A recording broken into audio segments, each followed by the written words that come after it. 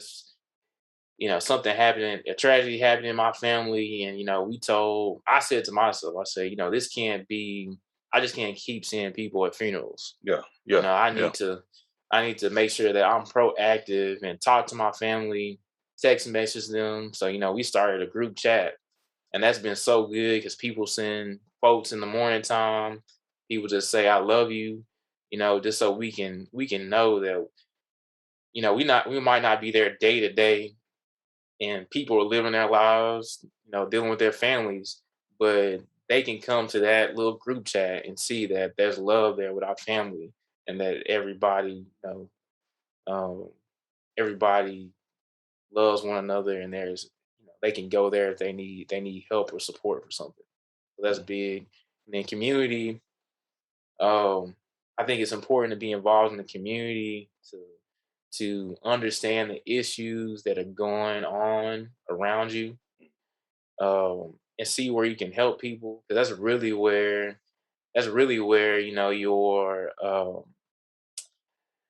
where your purpose in life, at least that for me, that's where I think my purpose is in helping people. The joy of children laughing around you.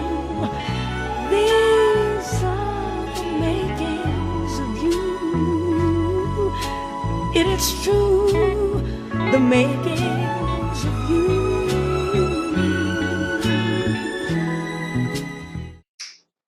What's up, good people? How y'all doing?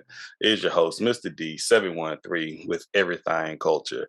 And we're here tonight, this morning, this afternoon, this evening, with something new. We haven't done this in some time. We're here with my guy, Donny Asbell, great friend, compadre.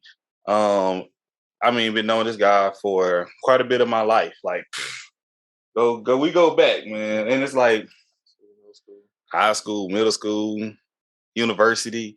And, the friendship that we've had, it has grown and built, and it continued to be established. So, man, I want to shout out to Donny. We're here tonight for his Makings of You.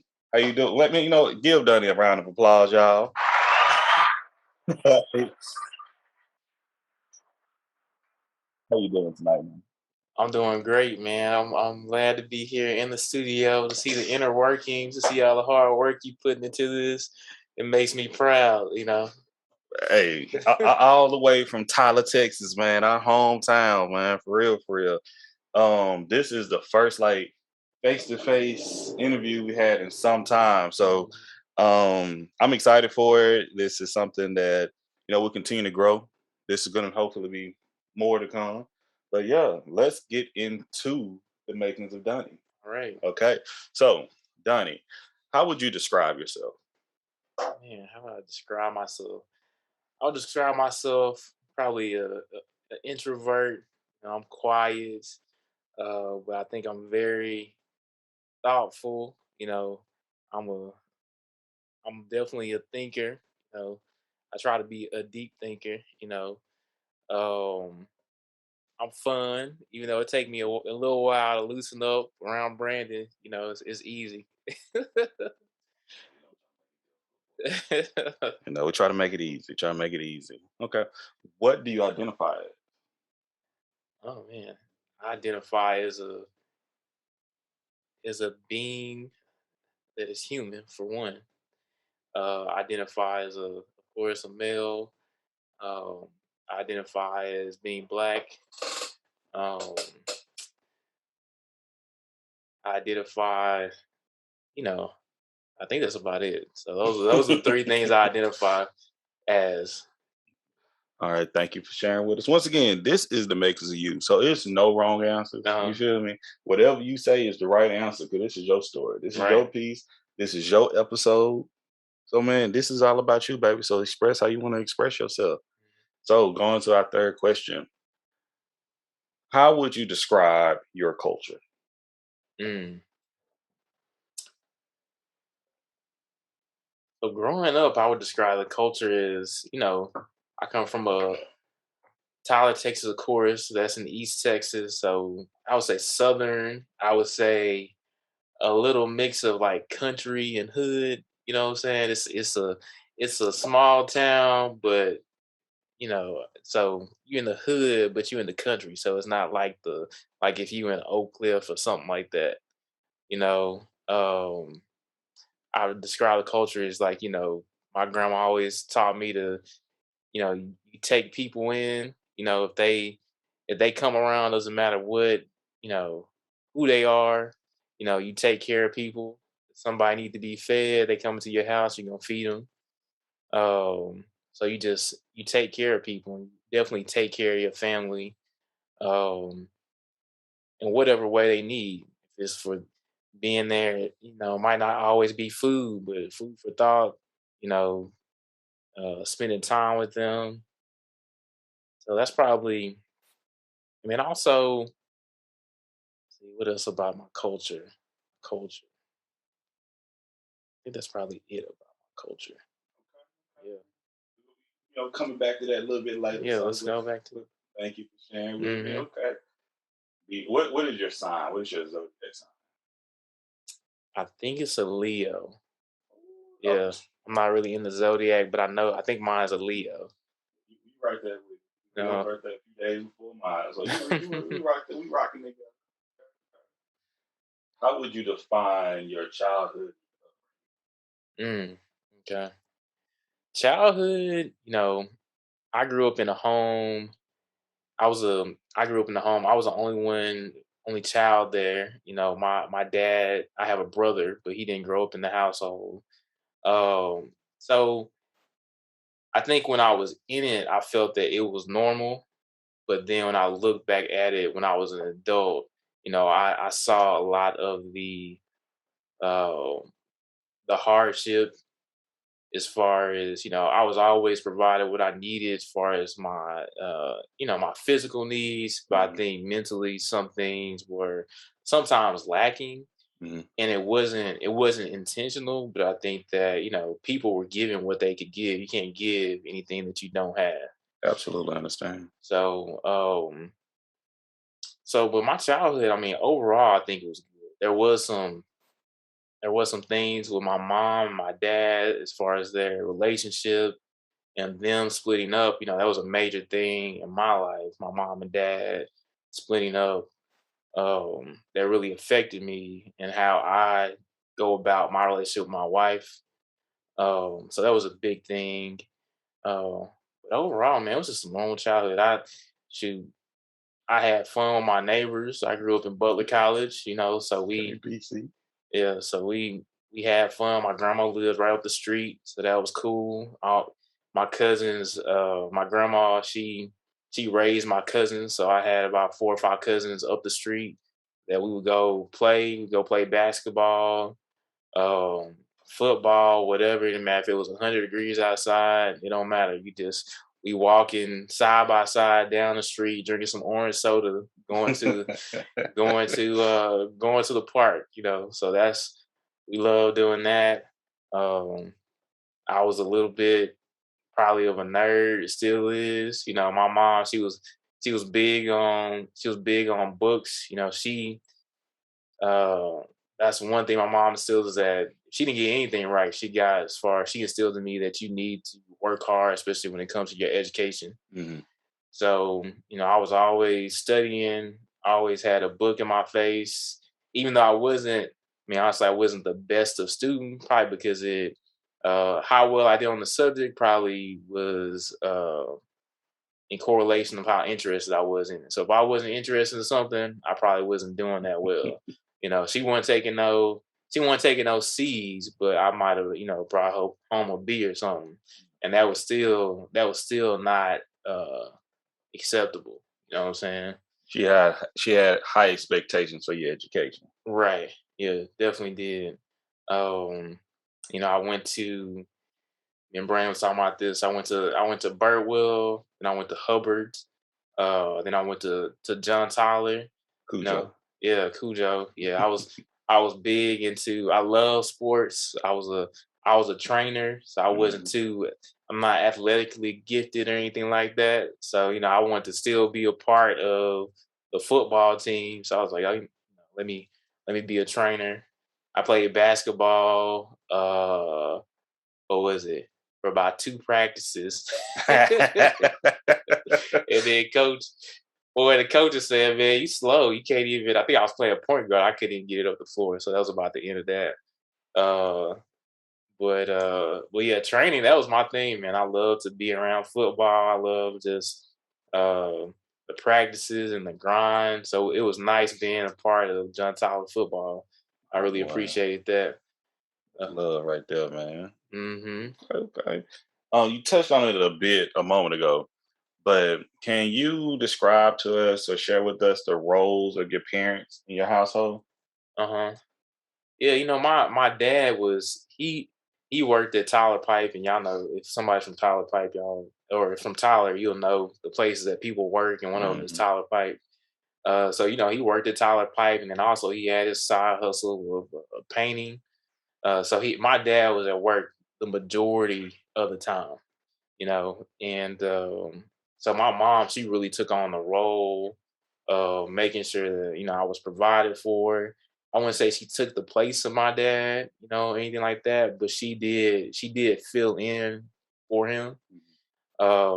She provided most of the love and support. And my dad, I really saw him as like a example of like how you should work hard, how you should provide for your family, how you should be there.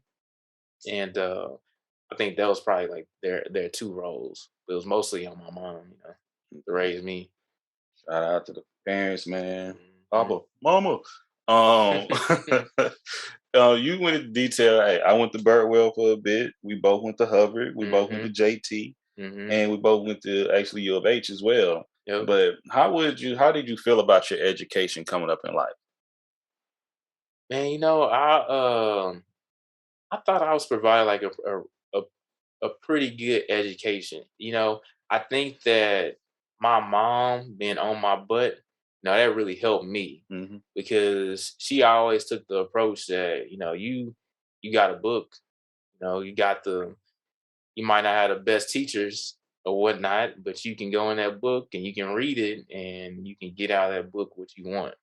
So um she was just on me. She was just on me hard about my books because she herself wasn't. My mom wasn't a good student. She admitted that she had a twin brother, and her twin brother helped her out a lot through school. And so, and my mom, her name is Donna. My name is Donnie. So her twin brother died when she was like 24, 25, a couple of years before I was born. So she named me after him, and he was super smart. He was he was a businessman. I think he had like a gas station or something in Tyler. In And Tyler.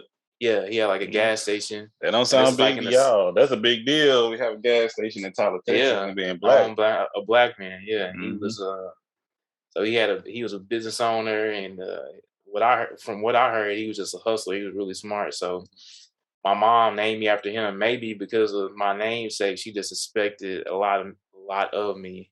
Yeah. Yeah. Okay. Love it. Love it. Where do you consider home? Oh, Tyler, Texas. Yeah, Tyler, Texas. I consider home. That's like I was telling Brandon, I get up and run, and I just I live in North Tyler, which is considered like the hood. That's the neighborhood.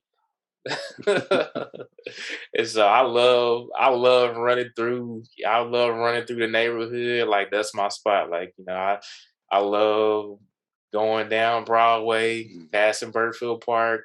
I love uh I love the local football games, turn on KLTV and seeing what the local news is. So Tyler, that's where I call home.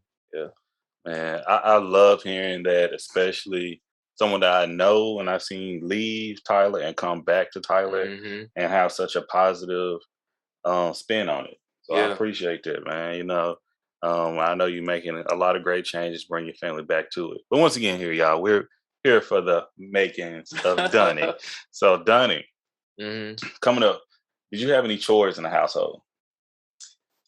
You know what? I really didn't have any chores that were forced upon me, Hmm. but I kind of volunteered and helped out, you know. So I didn't have like my parents didn't say, "Oh, you gotta do this, you gotta do this," but I just saw like my dad working all day, and he got to come home and cut the yard. So when I was a certain age, like 12 or 13, I would just go out and start helping him out cutting the yard. And then, if things need to be cleaned up in the house, dishes need to be washed, my parents both working, I would just go in and I would just kind of do it. So nothing was like forced upon me, but I kind of took it upon myself to go and just kind of help out because my parents were working so much. Wow, self-sufficient with chores. Love it. So also coming up, you didn't. What would happen if you did something out of your character? Okay, you went Oh against your man, parents' wishes. Basically, how are you disciplined growing up? man, my mom would whoop my butt. She would, and more, and my mom more than that, she would just, I don't know, I just felt so much. My parents would be so disappointed in me. You know what I'm Mm, saying? I would see the disappointment in their faces. I would get grounded, of course. mm, I would get I think until I was like 12 or 13, I was getting butt whoopings. You know what I'm saying? mm, And so that was really my discipline. But for me, just internally, the worst thing to me was like disappointing my mom, and even more mm. so disappointing my dad because I didn't see him a lot. So when I saw him, it really hurt that my mom would tell him that I had did something bad, and I would disappoint him. Mhm. Yeah. Yeah, no, I absolutely understand. Once again, thank you for sharing with us. Mhm. So what were and what are your beliefs? As far as what Have you feel where you want to go with that question, baby? my beliefs, uh, you know, spiritually, I try to be a spiritually centered person. You know what I'm saying?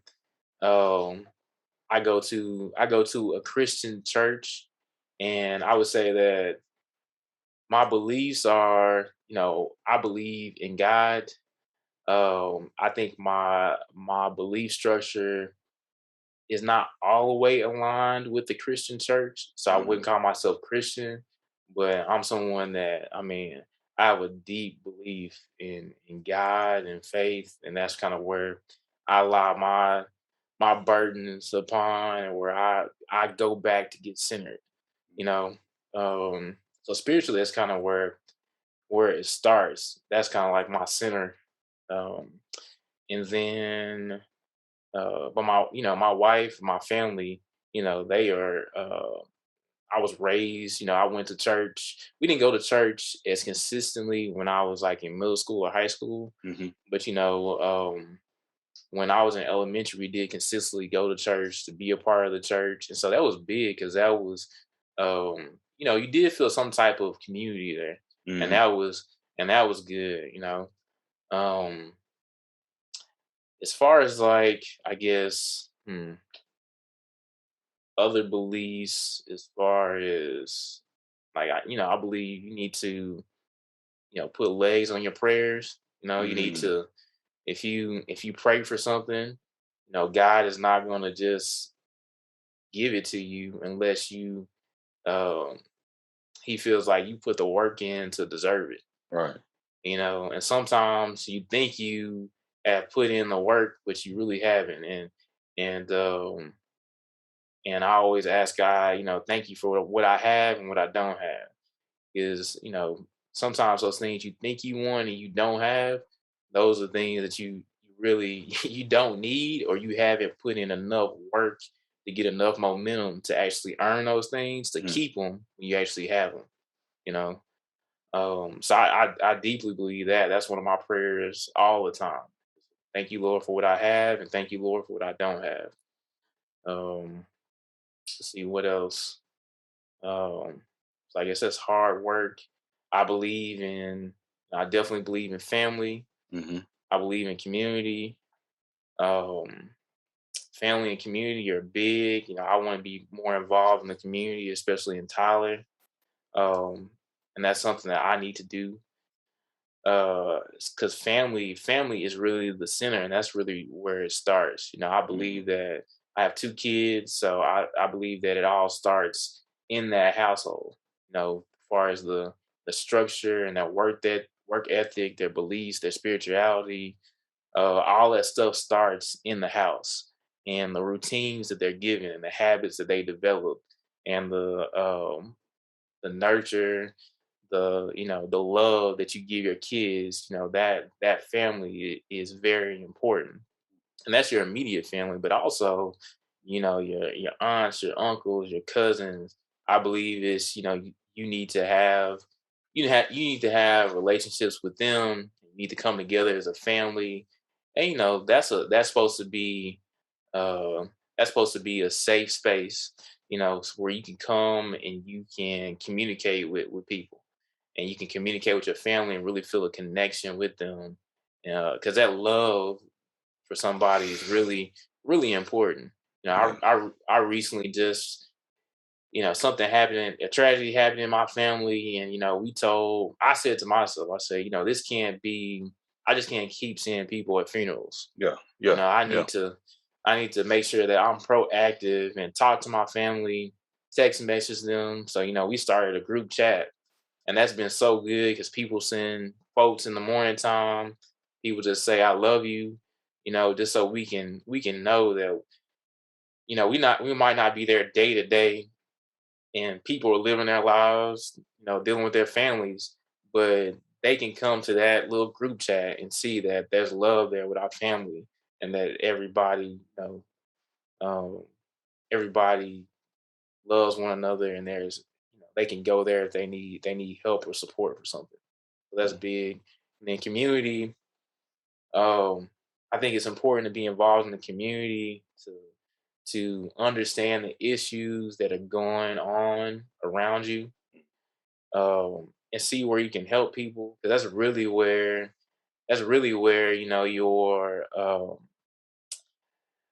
where your purpose in life, at least that for me, that's where I think my purpose is in helping people. So I think community is big because that's the type of those are the type of legacies that you want. I always feel I see like people's names on buildings. I'm not talking about like big structures or whatever. Yeah. Yeah. I'm talking about like a little garden or Hmm. something like that. And I'll be like, that person, whoever they were in the community, they left a little legacy there. They left a community garden, or they left. I see a Their little name on a statue. bench or something like that. Yeah, yeah. You gave a. I walked into one church.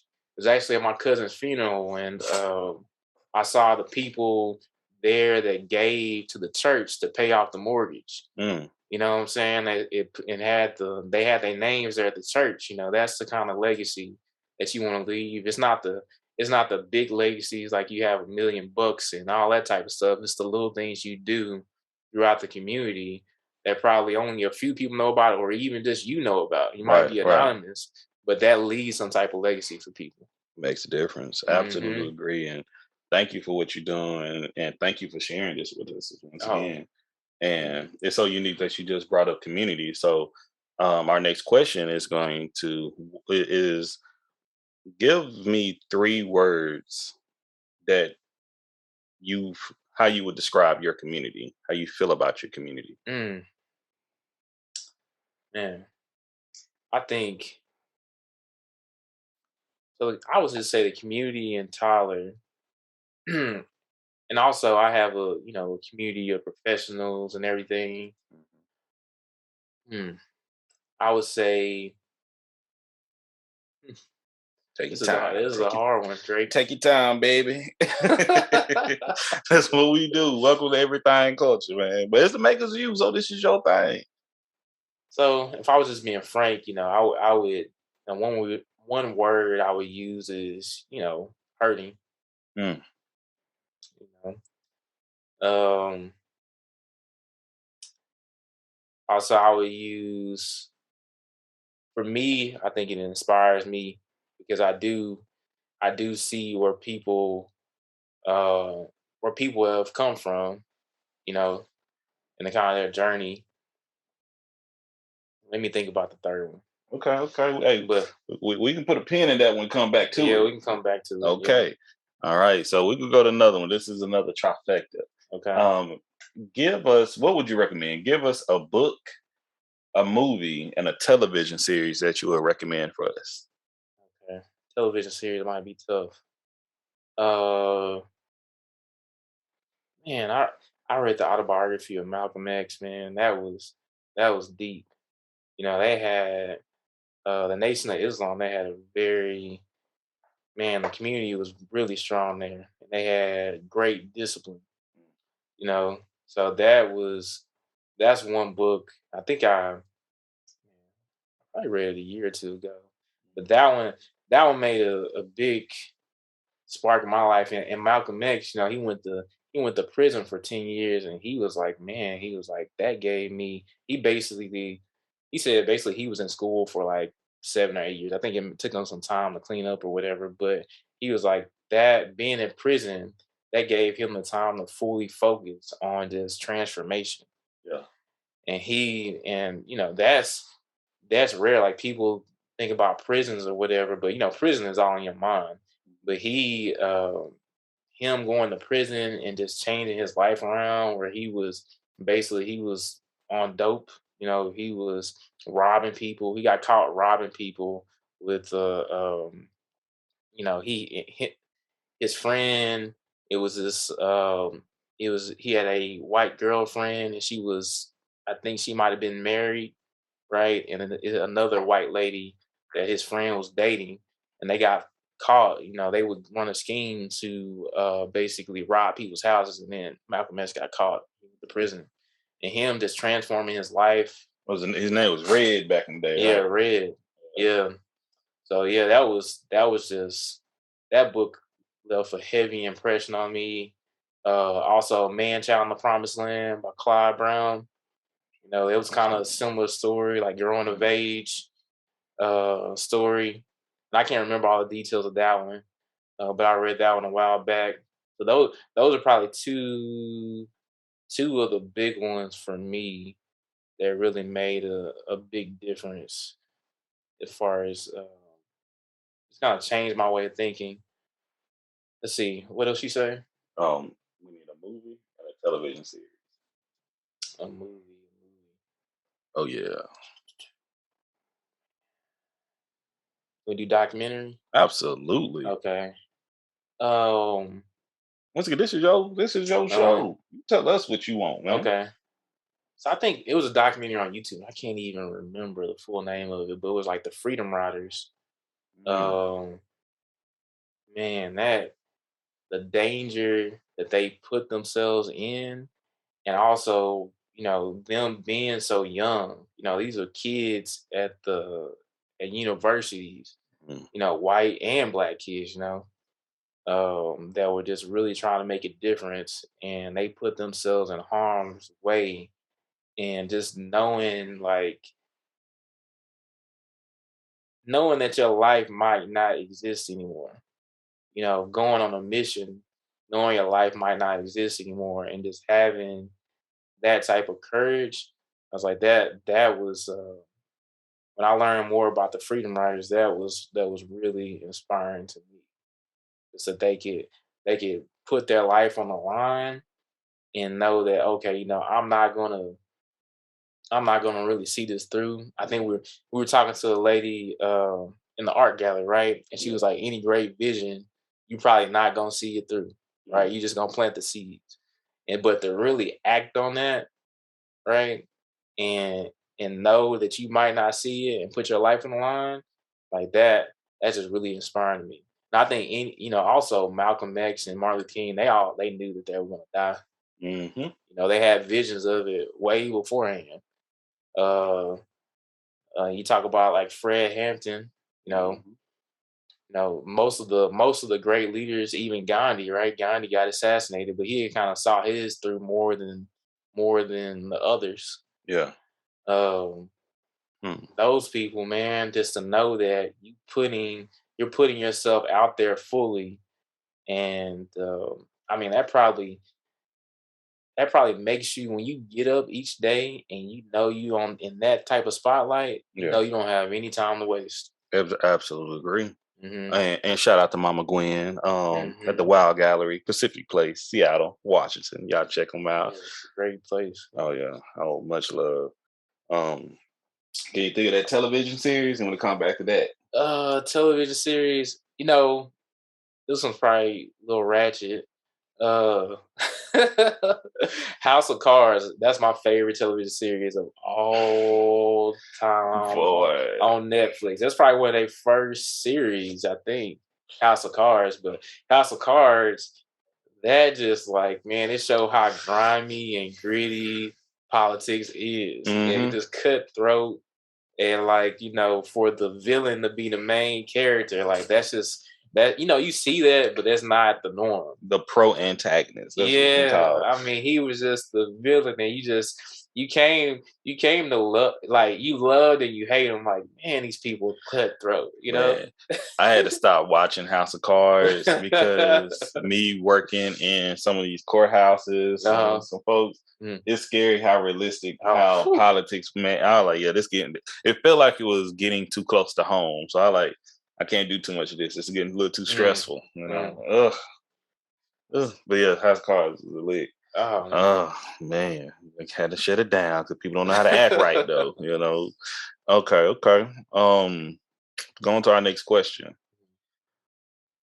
If you can call three people, any three people you can think of that your imagination would be, and have a conversation with them, who would those three people be? Mm. Yeah, it would be my dad. My dad passed away like 3 years ago. Condolences. September the 3rd. Like, if you know a song, if you know that song, September the 3rd. I that's the first thing I thought about. I was like, man, I was listening to that Temptation song. Papa was Rolling Stone, and that was kind of that was a little true about my dad too, right? He worked hard, but he was a little bit of Rolling Stone. So September the 3rd. But I would just I would definitely talk to my dad and. My dad, I have his ashes in my office. So I talk to him. I talk to him a lot, but not hear him talking to me. But I would just talk to him about his mistakes and how can I kind of avoid those and cut those generational curses. I would talk to him about that. So definitely my dad, because he was a big influence on me. He was, he definitely had his kryptonite. Some of that has rubbed off on me too. But I think that I've gotten really centered and understand like how do I prevent from going from that path. So Yeah. definitely my dad. Um, who else would I talk to? Who else would I talk to? Man, there's so many people. I Um, know. I would definitely. I probably mentioned. I would talk. I would definitely talk to Malcolm X. Like I would. Man, I would talk to him just because I think I've studied him a little bit more than other people. So I definitely talk to him, ask him some questions. Um, you know, ask him who you think did it. But I think he knew it once, the nation and all that type of stuff. He kind of know who it was. See who else will I talk to? Oh, man, there's so many people I would talk to. I would definitely do a president, Um, I would kind of, I would like to, I probably talk to Abraham Lincoln. Yeah, I'll kind of see what his mindset was around that time and how he dealt with that pressure and all those situations. Um, I would like to talk to him, and I'm just naming people. It's probably some more people. It's probably a lot more people. Uh, but yeah, definitely a president. Yeah, those are probably three off the top of my head. I'll say you gotta be careful with some of them presidents. They may Yeah. say some things too you may not expect. Like, man, bro. But further you go back, unfortunately you don't have to go back that far with some of them. But okay, we got your father, Malcolm X, and Abraham Lincoln, or a president within the United States of America. Okay, thank you. Okay. And just to throw, I probably would talk to Nelson Mandela too. And Nelson Mandela. Yeah, All right, that too. that would be a beautiful. All those are beautiful conversations, I would say. What has been an impactful moment in your life? Mm.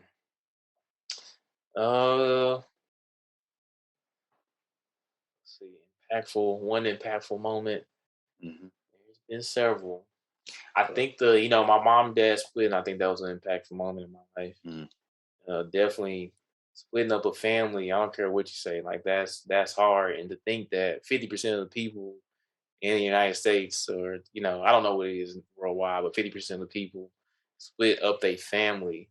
Once and a man and a woman. That's even if you don't have any kids, that's a big deal. Yeah. Splitting up that because emotionally, financially, whatever it is, that's a big deal because you invested your time in that person, Mm-hmm. right? And invested yourself. So, um, that was a big impactful thing in my life. Um, I would say, going to going to college, man. I didn't even really think. Shoot, I first got there, and this is the only, and it's kind of sad, but this is what I said to myself. So I'm just not gonna leave until I get some type of degree, Mm. even if it's in art. Hey. I said I'm just gonna get some type of degree, I think I've probably matured. I probably matured a lot on what I think is education. Mm. Because education is not just at a university. Education, the best education is not formal education. The best Same. education is, you reading books, you looking at YouTube, you googling stuff, you consistently trying to make progress in your knowledge, improve your life, your spirituality, your whatever you in love with, right? Your Mm. marriage, who that's the real education. The real education comes, at 10 o'clock at night to 2 o'clock in the morning, Mm. or after you done left work, after everything is done. That's when real education. Brandon, doing interviews on people that he know. That's an education for him because he is practicing his interviewing skills, doing his business. So that is He talking about me, y'all. yeah. Tom So yeah, that education, especially going to U of H and not really even knowing what I was getting into, but going to that university and seeing so many different people, Man, it was beautiful just to see. the diversity. Yeah, Love that, man. it was great seeing all those type of different people and just a look, a boy coming from, definitely was not a man at that point. A boy Mm-hmm. coming from a little country hood going to a university where you can see so many different types of people that have so many different types of beliefs, and a university that supports, different. I mean, I think they had like it was like 300 or 400 clubs. You can get in a socialism club, you can get in a Republican club, Yep. you can get in. They probably had a Marxist club. They probably had a bakery, a baking club, Man. whatever you wanted. You could get into that club, and you could learn more about it. So that was pretty cool. We take a little shout out to U of H, man. Yeah, You definitely. know, Go Cougs. yeah, go Cougs, baby. We talking about a little noise in there. I'm just finished paying y'all back. But like that experience is not only the education we got in the class, Mm-hmm. but the once again the experience Mm-hmm. of just being around people. And like you said, we come from the same hometown. And I think I said it on my makings of you. Mm. Our hometown, you either black, white, or Mexican, That's about it. and everybody Christian. Or mixed. Yeah, and you can have a different type of Christian, but everybody would consider Christian. You really didn't. People isn't allowed to really celebrate who they were. Mm-hmm. But Yeah. when we came to U of H, I know I did. I was like, it was a culture shock. Mm-hmm. It was a legit culture shock. And I like, this is beautiful, and sitting down and hearing even people that came from Tyler that may consider themselves African or Nigerian, had different Mm-hmm. tribes. Yeah. They would start going by their origin name. Mm-hmm. And I'm like, I never knew that was your real name. Why do no, and they had to find ways to code switch, I guess, to assimilate to even American culture to become more comfortable. Mm-hmm. But when they were able to go to the University of Houston, they were able to be themselves. Right, So I yeah. found that to be so beautiful. It was, yeah, definitely. Yeah, Okay. and the conversations that you have in the lounge, the booty towers, out by the UC with people out on the grass. Boy. That was those were just the best moments. Have you been to U of H recently? I haven't. No, it's been a couple of years. Man, they done completely changed that campus. When you say the UC, the UC is. I was not. Oh yeah, it's bigger, it's right? like covered. The whole nine, it's huge. You got like all these different little fast food spots. Let me get off of U of H, man. We talked enough about y'all, but shout out to y'all, man. Great university to attend. Expensive, but like we good. We come back to that later, y'all. Okay, Donny. What's your theme song? When you step out on your day, man, when you going out, you wake up, you lacing up your boots, man. You fixing your shirt, your sitcom is going on. It's the Donny Show. Okay. It's the Asbels. What song pop in? Man,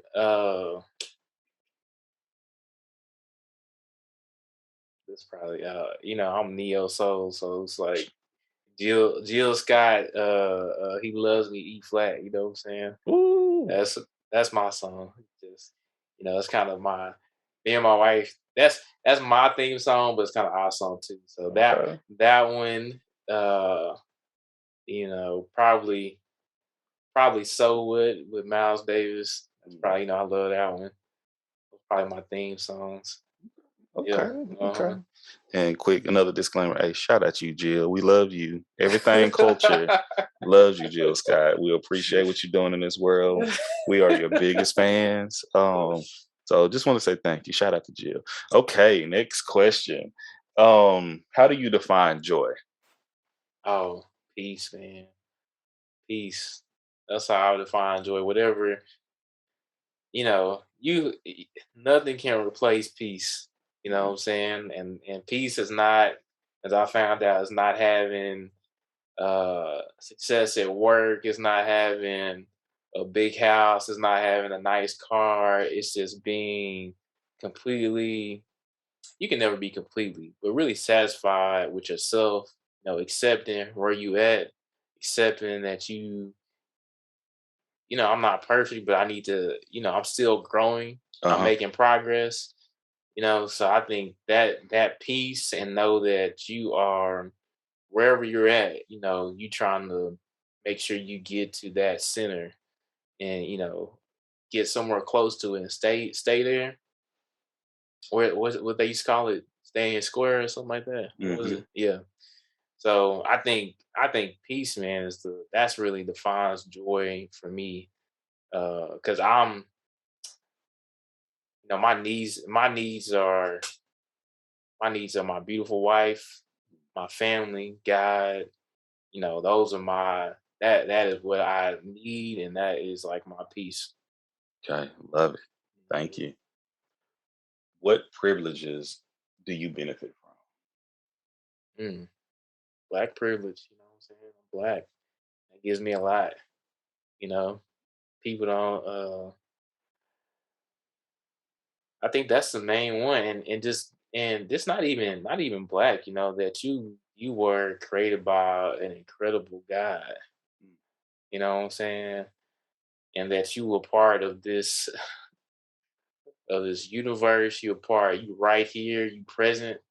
I mean, that is a privilege because there's so many people who have sacrificed and they are not here. And I think another privilege is just, however I got here, I don't know the origins or whatever as far as my family. I can only track it back maybe to like the late 1800s, but just somehow landing in the United States. So, the United States, I think it's a privilege because I'm not going to say it's not fair. It's not equal. The only thing that I think you get here is a chance. It ain't fair. It ain't equal. It ain't nicely put or anything like that. Yeah. But I think we have a lot of good things like in this country. So just being here in this place in the United States, I think that's good. I haven't lived abroad, so I'm pretty sure that the same thing goes for a lot of places. But for me, maybe this is me being brainwashed a little bit But I think being here is a privilege too. Yeah. Yeah. Mm, Man, this is the making of Donny. What you yeah. say is what go right here. But once again, thank you for sharing, brother. Thank you for Hmm. sharing. Okay. When did you realize you were different? Uh, hmm, probably somewhere around ooh, probably middle school. I just figured for one because I went to Hubbard and beforehand I went to a uh kind of Burtwell, which it's kind of in between Butler College and I don't know that neighborhood by Burtfield Park or whatever. So it's kind of like a mix of kids that go there. So Salute. I think racial. The first time I really realized that I was different, far as racially, Mm, color wise, was probably when I went to. I wouldn't say Hubbard. I would say probably in the fourth grade because this boy equated. I did something wrong, and he said something about my skin color. mm, And so I think that's the first time racially that I realized, like, oh, okay, I am black, and people equate that with something that's not good. mm, So racially is probably that. Um, as far as like probably just an individual that I'm different from other people. Uh, I mean, it's probably early on. I kind of like knew that I was different, that I thought differently than other people. And I can't remember the exact moment, but yeah, I mean, yeah, it was pretty early. I can't put a time stamp on oh no, this is perfect, man. it. Yeah. Thank you. Thank you. All right. Question 21. Who do you respect? Mm. This was not true. I would say a couple years ago.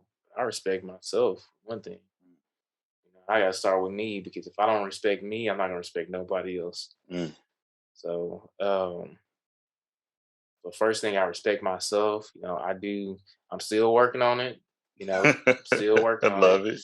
But I respect the boundaries that I have, that I make with other people when it's needed. Hmm. So I respect that. Uh, you know, I respect. I respect people in my family, especially people who have really sacrificed for other people. Like I can name two aunties, man. And every time somebody is in a bind or they sick, they are caring for them. Yeah. Say their name. My aunt Odessa Timms and my aunt Pauline Barnes. Those two people right there. Man, they took care of my dad. They took care of other people in the family. So my aunt Odessa, I would tell people that shoot, I know there is a God, and I'm a person that's still figuring out things religious wise. I'm not gonna say spiritual, but religious wise or whatever. But Hmm. because of her, I do know there is Jesus. I ain't Odessa. Whatever Jesus is, I know it worked because some people you can be around. It's like when you touch them, like they got like some type of aura about them, Hmm. and she just like when you just get in her presence, you're like, man, like this woman, whatever this woman got, I gotta get it. You want some of it. I gotta get it. All right. So yeah, I definitely respect them a lot. And it's a bunch of other people too in my family. My grandma, she sacrificed a lot for our family. Um, she died at about five. It's probably been about 7 years ago. My grandma died. Grandma Margie Grismore. Definitely respect her. Uh, I respect my parents. They definitely gave a lot. Um, people that's not like around me that I know that I respect. Um, who do I respect? Trying to think of some people that I might admire from afar. Uh, nowadays. I respect people that really speak their mind, speak their truth. No, I really respect that. Now, when I see somebody, even if I don't agree with it, even though I don't agree wholly with it, and even if it's something is off, but if I see you have passion, if I see that you fully invested, I wholeheartedly respect that a lot. Anytime I see that in a person, I respect that. Yeah. Love it, love it, love it. hmm Okay. What are you responsible for? Man, I'm responsible for me. You know, um, I'm responsible for my family. My wife, my kids. I'm responsible for spiritually leading them. Making sure that I'm just not there financially, which I think in the past, I thought that was a big deal just to be there financially for your kids. Excuse me, but more so, like you have to make sure that your legacy is not financially, but legacy like spiritually, and your love is instilled in them. Mm, And that, I mean, that's the most important. I was telling Brandon about my brother. He is just, man, he's incredible to me. He got his um, you know, I think people in my I'm a accountant, and so people are very caught up on their profession and how many assets you got, all that type of stuff, all your cars, your house, all that type of stuff, and so some with that mind frame might see him as not being as successful as them. But to me, just to be around him and he is his kids, his family, he is just man, he is truly just so uh inspirational. He's successful. My niece and my nephews, they have their value system and how they treat other people are just incredible. wow. I forgot even what the question was. What's the Oh question? man, you said what are you responsible for? Oh, okay, Well, that was okay, perfect. okay. Yeah. So yeah, definitely me, my family. I'm responsible for my community. So those are the things I'm responsible um, for just making sure that my attitude to have a positive outlook on things. Yeah. Okay, okay, thank you. hmm All right, we're about to take a quick commercial break and we'll be back with y'all in a moment with the makings of Donny. Yeah, all right. Welcome back. Welcome back. How y'all doing? We back in it, y'all. And we're here with the makings of Donny Asbell. And we're here with his next question. Okay, this is a new one. This is a new one. So, Donny, hmm if you had a biopic, Okay. who would be in it and who would play you? Who would play anybody? How about that? But who would play you for sure?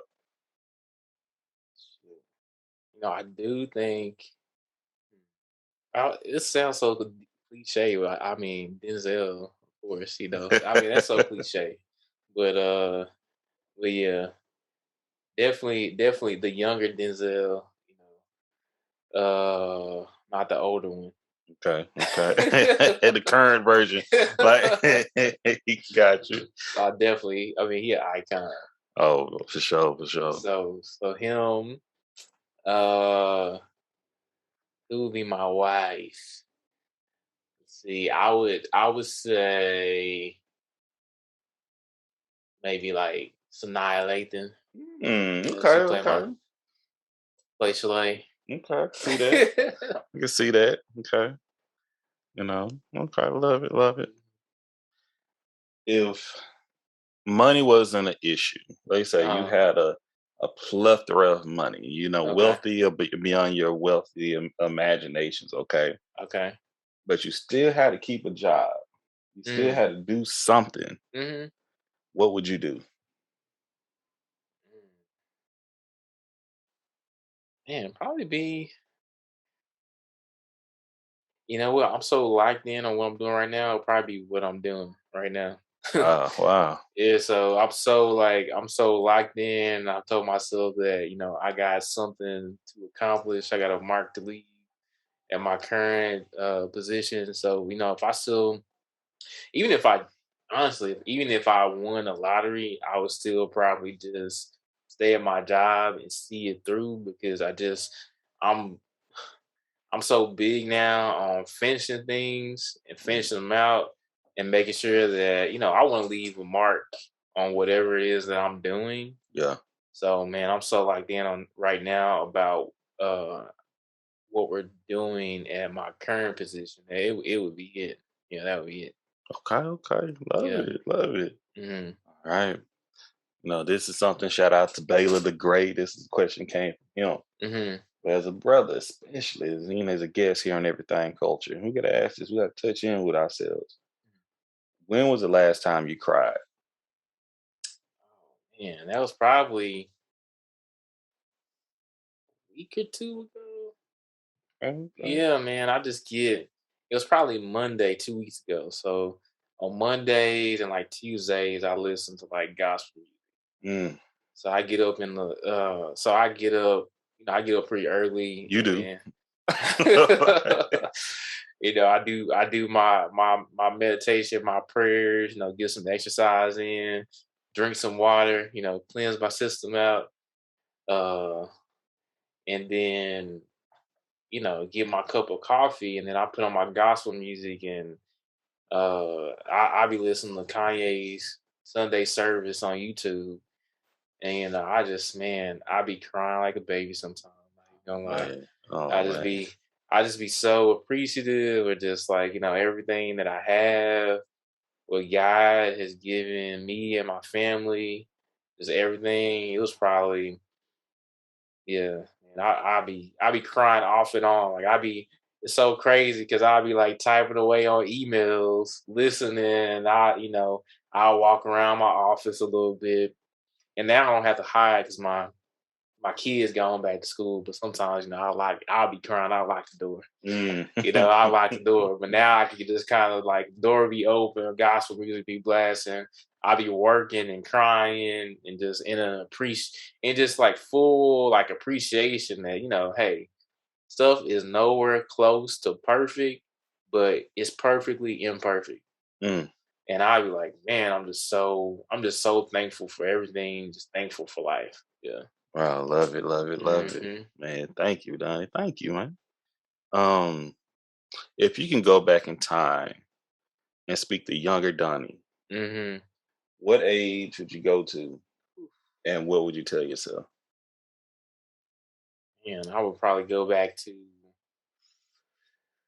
probably like 15, and I would just tell myself to one, just love yourself. You know what I'm saying? God has made you unique, and He put you here for a purpose, and just love yourself. Uh, Um, and then also I would just tell him just to be present. Sometimes you got so many distractions nowadays with phones and with so many things, that it's just hard to be. Sometimes it's hard just to be present in the moment for anything and to really right, appreciate it. right. So I would just tell him to, in your daily routine, make it a habit to be present and fully in the moment. Or it might be a minute, it might be 2 minutes, but just make sure that you have that moment where you are fully, completely present. Absolutely. Absolutely. Mhm. Thank you, thank you, thank you. Man, got me thinking about 15. What 15-year-old Donnie listen to? Donnie now? uh, I would probably listen, but not do. I would probably hear him. I wouldn't listen to him. Mm, mm. Yeah, I probably hear him. Oh, I'm glad that you understand the difference in those two things. Okay. All right. How do you relax? Oh yeah. So I relax, meditation, just running. That's kind of running, man. That's kind of like my thing to get away. And it just releases. Like I can be in a completely bad mood, and after I go on a run, like my just everything is different. Like I'm just like I'm ready to go. My mind is like flipped in a positive direction. Because sometimes I get up and I start thinking about my mind is racing about all the stuff that I gotta do personally and professionally. But then I'd be like, you know what? Let me get on this run. I start that run. I get back and I'm good to go. And my mind is settled, and I'm like, let me take. I am one person. I can do one thing at a time, Right. and whatever that's coming my way, I have full capability to do it. And so that's how I relax. And then with my kids too, I love I love playing games with my kids, doing puzzles. Like it's kind of like our thing, doing puzzles, Legos, uh, just watching them grow up. Spending time with my honey. Taking her out on dates, sitting at the table Saturday mornings at the coffee table Saturday or the breakfast table Saturday morning, just drinking coffee, talking to her about life and whatnot. Uh, that's something I truly cherish. Like I think I was in Punta Cana one time, and I was sitting there looking at the beach, and I mean, we had a nice view. I had built up a whole bunch of points from traveling at work, and so we had a nice little suite, and we had a view that was like incredible. And I kind of asked myself, I was like, am I like, you know, am I happier here than I would be like at my kitchen table or at home or whatever like that? I said, not really, So, and I kind of knew then. I think I was in more in a transformation phase, a rapid transformation phase then. But I kind of knew then that the peace was in me, not in where I'm at. That I could be. It don't matter if I'm in paradise or I'm in 100-degree heat in Tyler, Texas, sitting outside, right? I kind of know that wherever I go, that the peace is in me, not in the place that I'm at, or someone else, or something, or in some task, or something I'm caught into. Really, the peace that it's in myself. Mm. Yeah. Sound like that man talking about joy right there. Okay, okay. Thank you, Donnie. Are we coming to our last few questions right here? Okay. So, this, people, y'all know this is my favorite question. This is your last meal. Okay. Okay. Mm. You can eat whatever you want to eat. Mm-hmm. Whoever you want to cook it can cook it for you. Oh man. What would it be, and who would prepare it? So we definitely, no question, be my dad's pork chops. So my dad definitely, I bring him back. He would prepare it. That was the meal. Like my dad showed to say, like I love you. So I come home from college or whatnot. My dad, he would, he'll fry some pork chops and have like some peas or some mashed potatoes there. So Okay. I don't even eat pork that much. I'm about to say you want to that swine, but hey, yeah. You gonna make room for it this time, baby. But really around September 3rd, with my dad, around his passing, I usually eat some pork chops just because that reminds me of him. And that's just kind of, I knew like, oh, hey, this is because, my dad didn't talk a lot, but he did, everybody do stuff to say, I love you, even though they might not saying I love you. Right. So that was his way of telling me like, hey, son, I'm glad to see you here at home. I love you. Here go a meal. Yeah. So definitely that, yeah. Wow. Mm-hmm. Wow. Thank you. I joke around. I was on. I forgot what Apple was on, but it was like how black parents apologize to you. They don't really apologize. They just, you're like, you hungry? Like, that was it. But we get it. That's part of our culture right there, man. Yes. Okay. What is a quote that you live by? Oh man, I got one up on my computer. It's saying, I don't know that man. I should get to know him better. And that's by Abraham Lincoln. It's on my computer. It's I don't know that man. I should get to know him better.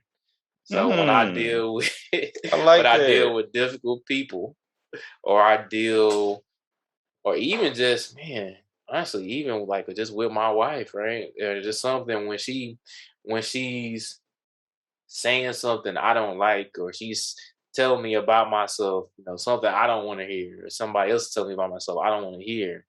Like really what it's telling that quote is telling me, you know what, I need to dig into that deeper. I Mm. need to explore that. Just like that man or whatever, if it's somebody I'm dealing with a difficult situation at work or a difficult person and their delivery might be all off or something like that, I'm like, you know what, I don't know. I really don't know what you're going through. And I need to understand you better in order for me to really get in congruence with you. Mm. Yeah. I can't do this all the time. We here, Mhm. we in the studio. Yeah. I love that, man. Yeah. Yeah. That goes hand in hand with our mission statement. I'm gonna have to yank that one and put that right there on another part of it. But this is what we do, the makings of Yeah. you, right? Like right there, man. Let's get to know one another. But yes, okay. Our next question: what is your favorite holiday? Okay. Uh, it's not really about the holidays. It's just really about the people and the Mhm. food. So I would say, I would probably say it's probably a tie between Christmas and Thanksgiving, just because Yeah. that's when everybody's together. Probably more so Christmas because it's the end of the year. Work is kind of like settled down. You know, family is all together. That's a big part of me, just the family. And it's a lot of good food around. People Mm. having their holiday parties. You know what I'm saying? Mhm. You get to go to people's holiday parties, Yeah. check in with people, give you that excuse to check in with somebody, see how they doing, see how their family doing. So definitely, I'll probably say Christmas. Yeah. Love it. Do you Mhm. have a year that you like, man, this is the best Christmas ever? Mm. It was probably the best Christmas ever. No, I don't. I mean, I know probably when I had my kids, those Christmas, when I had both of my kids, those are probably That's some that. special, Yeah. special Christmases because, those, that was, just having them both together and my wife, and I think that was actually like, just far as personally, I think that was a tough Christmas for me and my wife because a lot of things that happened with our relationship, and then we had family members that died and were deceased, but yeah, that probably was when I had both of my kids, and on Christmas that was probably a very special Christmas. Love it. Love it. Thank you. Thank you. Thank you. Two more. We got All two right. more, baby. We got two more. You about to be closing it out, man. Hey, Hey, yeah. I know you a little nervous, man. I told you go back through this thing. Okay. How would you want people to remember you?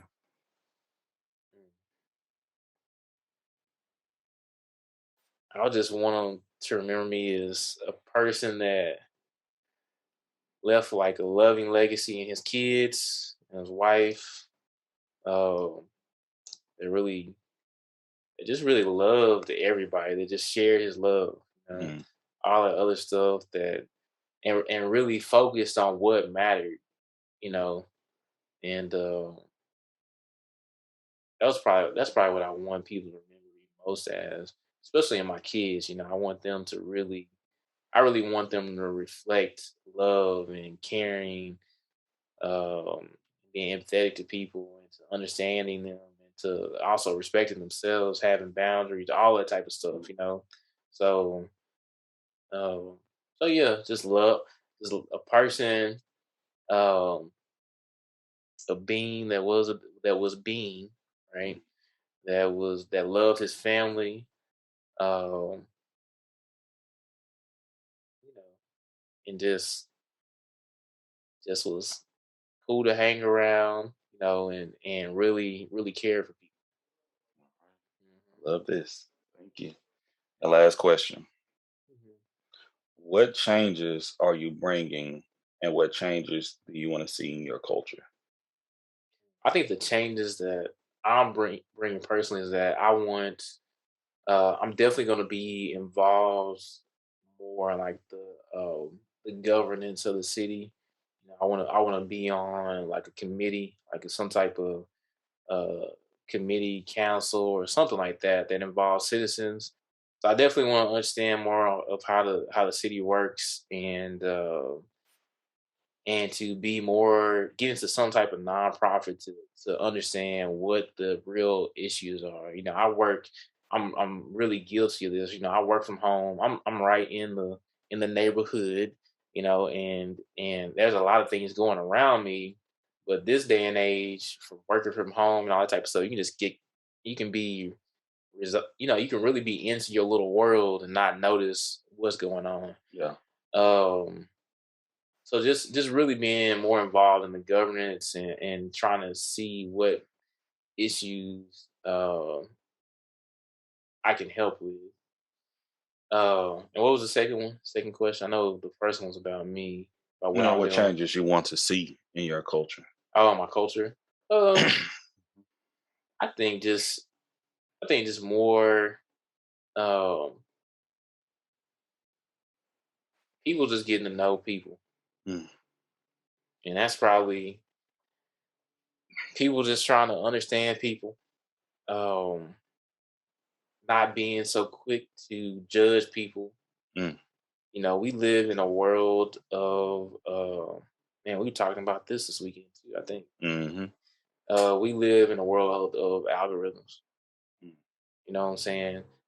Whatever your insecurities are, whatever you're interested in, whatever it is, right? Social media, Google, all these algorithms will feed you more of it. And what it does is that it puts you into tunnel vision. mm, And so um and that kind of cuts you off from opinions that are not that are different from yours. mhm, And the way to verify anything is to listen to somebody that is against what you think, and then go back to the foundation of what you know and check it. mhm. To challenge your perspective. Yeah, challenge your perspective. Whatever it is, it can be about religion, it can be about politics, it can be about whatever, some project that you're doing, and you're doing it a certain way. Somebody is challenging you on what to do it. Whatever gets you to go back to that foundation and really understand the building blocks of it. That's critical, and that's not. I think today with all the algorithms, that's not really uh, what people are Mm. See, and I appreciate that. doing. So, man, Donnie. Algorithm. Remember Space Jam? Yeah, Yeah, yeah. Algae rhythm, right? yeah, yeah. Yeah. And oh man, was that the same? That was Space Jam too, right? Yeah, Space Jam Yeah, too. yeah, yeah, Yeah. yeah. Don Cheadle played it. Uh-huh. A lot of people say they didn't like it, but I understand the whole perspective of that. Yeah, I get it. And but what you saying, I usually don't say, the mission statement of everything culture on the makings of you, Mm, but the conversation I have, what we've had, it really resonates with that. Is it comes from the words of Dr. Martin Luther King. Is mm, he believed that men hate each other because they fear each other. They fear each other because they don't know each other, and they don't know each other because of segregation. Because of segregation, we have miscommunication. mm. So Communication. the goal of everything culture to have a platform built off the pillars of respect, communication, and consistency, so we can get to know each other, so we can love one Hmm. another. So, man, brother, I appreciate you. Oh yeah, I appreciate I you. love you, man. Like when I tell you, thank y'all for, man. They came and visited us all the way from Tyler, the wife and I, the Drakes, and it's always a pleasure to spend time with the Asbells. We've been Oh rocking yeah, it the for same with you. years, Hmm. and we've had a great weekend, and we looking forward to coming back for the holidays, them coming back up here, but you, Southern hospitality in Washington. it's part of us, man. That's our culture, baby. We can't change it if we wanted to, man, Mhm. and we love it. We appreciate y'all, and this is you coming on the show and taking time, it means a lot as well. Oh yeah, man. So, I enjoyed this. This is memorializing people. So this is oh great. man, this is you. Yeah. This is something you can share with your family. This is something you can Hmm. pass down. And what you're doing right here, I guarantee you a lot of people need to hear it. So, man, shout out to you. Shout out to from Burtwell. Shout out to Hubbard, Yeah. John Tyler, Tyler High now. I just call it CUJO High. Try to, once again, to U of H. Whole another podcast right there. Oh, man. Hey, you may need to be on that one. That may be the one you come back to. Talk about that, and, the things that we in our hometown of Tyler, Texas, man. These are things that I started this podcast because so we can have these conversations, so we can share with people in our hometown, the youth that may want to get out and see something different too. Oh, yeah. And one may want to come back as well, share these experiences. So, hey, once again, thank you. I want to say thank you to all our listeners, all our viewers, all of our supporters. Of course, you can. Oh, and if you're trying to be found, where can people find you, by the way? Oh, they can find me at home, loving my wife and kids. Straight like that. Straight like that. Do you hear that? Y'all hear that? Okay. But if you're trying to find us with Everything Culture, you can go to www.everythingculture.com. You can find us on TikTok. You can find us on Twitter. You can find us on Instagram. You can find us on Facebook. You can find us on Spotify, YouTube, Apple Music, Audible, Amazon, Google Play. We're all over the place. But, always go to www.everythingculture.com and check us out there. But, hey, I want to say thank you again to everyone. I want to say peace, love, blessings, and we'll see you on the next one.